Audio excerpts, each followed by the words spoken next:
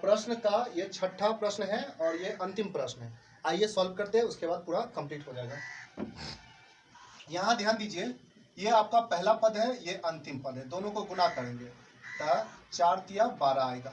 गुना करने पर कितना आया? 12 आया। अब हम 12 को कितने ऐसे भाग में तोड़ेंगे कि इसके बराबर आएगा, यानी 1 के बराबर आएगा। ठीक है, तो मान लीजिए कि अगर -4 है और +3, -4 और अगर +3 के रूप में अगर तोड़ेंगे तो गुना करने पर 4 तिया 12 हो जाएगा, और ये दोनों को सॉल्व करेंगे तो 1 आ जाएगा, मान माइनस में 1 आएगा, वही बात लिख देंगे। तो यहाँ 3x² -4 और उसके बाद प्लस 3x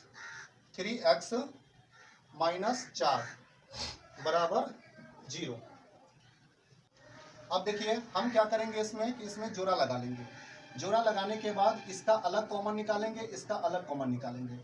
तो इसका कॉमन अगर हम मान लीजिए x निकालते हैं तो 3x -4 1 निकलेगा, और ये दोनों में कॉमन 1 निकलेगा, तो यहाँ बच जाएगा 3x -4 बराबर 0। ठीक है, अब बाहर वाला भाग को हम निकाल देंगे अलग, x +1, अंदर वाला भाग को अलग साइड निकाल देंगे, इसको 0 के बराबर कर देंगे, 3x -4 बराबर 0।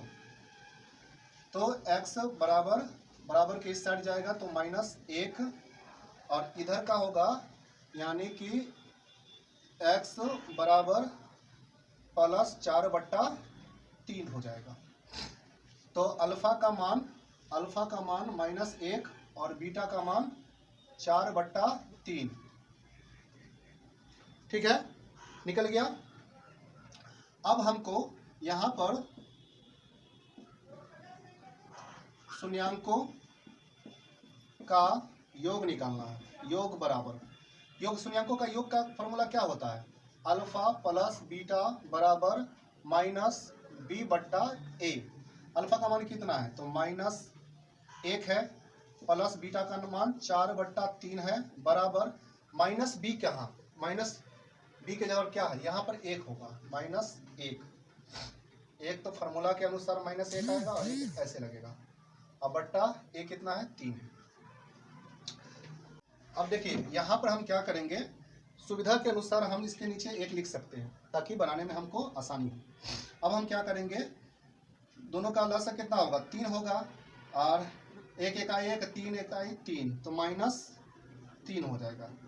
-3 और प्लस यहाँ पर 3 इकाई 3 1 और 4 इकाई 4, यानी कि सॉल्व करेंगे तो यहाँ पर 1/3 आएगा, बराबर।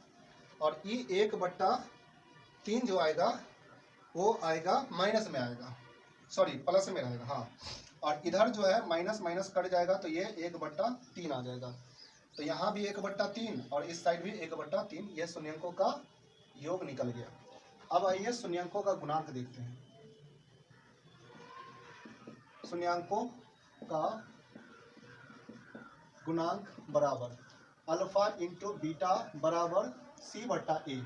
अल्फा का मान कितना है? अल्फा का मान है -1, और बीटा का मान कितना है? बीटा का मान है 4/3 बराबर। यहाँ पर एक सुविधा के अनुसार हम दे सकते हैं, कोई दिक्कत नहीं है। अब c का मान कितना है? c का मान है 4, और ये 4 है माइनस में, -4, और a का मान 3 है। तो 3 इकाई 3 और 4 इकाई 4, तो माइनस में 4 और इधर -4/3। ये आपका प्रूफ हो गया। तो आई होप इस क्लास को आप जो है पूरा प्रश्न 2.2 का पहला का 6 प्रश्न था, और इस 6 प्रश्न को आप अच्छे से मतलब तैयार कर लीजिएगा, एग्ज़ाम के लिए बहुत इम्पोर्टेंट है। आप मेरा क्लास कैसा आपको लगता है आप कमेंट में ज़रूर बताइएगा। चलिए यहीं तक रहने देते हैं, धन्यवाद।